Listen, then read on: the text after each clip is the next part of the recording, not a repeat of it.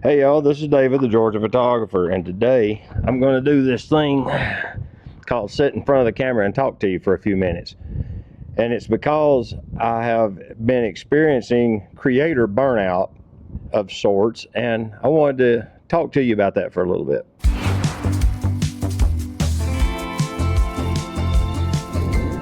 I have been experiencing this for a little bit, and I wanted to share with you kind of my way of dealing with it, because it may help some of you who may be experiencing it as well as me. I'm hoping this doesn't take very long, so buckle up. We're going all in. Yeah, if you'll notice, I'm using a screwdriver as my mic holder, and it's because I want to use these full aim X6 wireless mics. It's piped straight into the ZF up there. Got my coffee, got my mic. Let's do this. What is creator burnout? I mean, there's about 23 million videos that already describe this, so I'll give you the elevator pitch version. Creator burnout's when you do something so much you get sick of doing it. It's just that simple, okay? So that being a known, how does it happen? Well, for me, it's because of YouTube. I get out and I shoot photos for YouTube and make videos with them and try to, here lately I've been trying to upload a video every week and keep that schedule. And for me, that's a pretty rigorous schedule. For a lot of people I know, that's not that many videos. That's pretty gravy for them.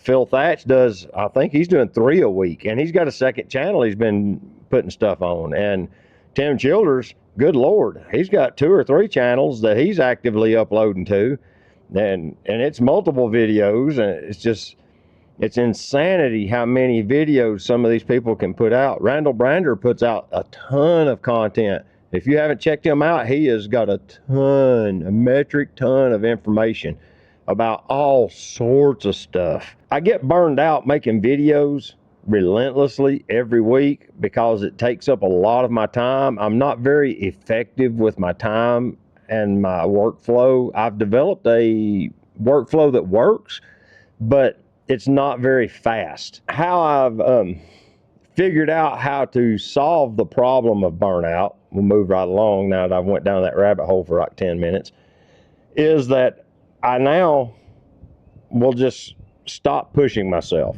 And like today, I went on a photo walk and I didn't film any of it. I walked about 4 miles, took some photos. It's a nice kind of escape from all of that responsibility from uploading and everything else. I can set aside YouTube and photography and ham radio even, and just not do them for a little bit. Now, that's another coping mechanism I've come up with, is I just kind of step away from them and take a breather and just kind of hang out with friends a little bit or something like that. I've been watching a YouTuber. I fell in love with this channel by this guy's name is Dalton, and his channel's called Pole Barn Garage. He's actually very successful with his channel, but he has a literal pole barn beside his house out somewhere in like Arkansas or Missouri or Oklahoma, somewhere out there. And he buys old junker cars and he drags them into that pole barn and he fixes up on them till he gets them going. Then he'll do something with them. He'll make a road trip, or he'll sell it, or do burnouts until he breaks it. It's a nice little escape from photography review videos. You know, in photography genre, there's the lucky few who are entertaining enough that their channel isn't about gear, and then there's the rest of us. And I'm in that rest of us group. My videos that are not about gear get almost no traction. The gear videos get tons of views. So if you want the easy path in photography videos, you just do gear reviews. That's why all the big YouTubers are reviewing the latest gear as soon as it hits, because that's what gets the eyes. Everybody wants to see what the new gear is doing. Nobody wants to watch a video about a guy in Trenton, Georgia, walking around in Chattanooga for the 10,000th time. They've seen that video. And I've tried to mix them up. I've tried to come up with better ways of doing it. I really enjoy doing photo walks in downtown Chattanooga. The point is that you don't have to doggedly pursue the hobby that you're burnt out on endlessly, even though you're burnt out. You can just stop. There's no obligation. You know, do something else. learn a foreign language, whatever you want to do, you know. For me, that seems to work the best, is take a break and do something different.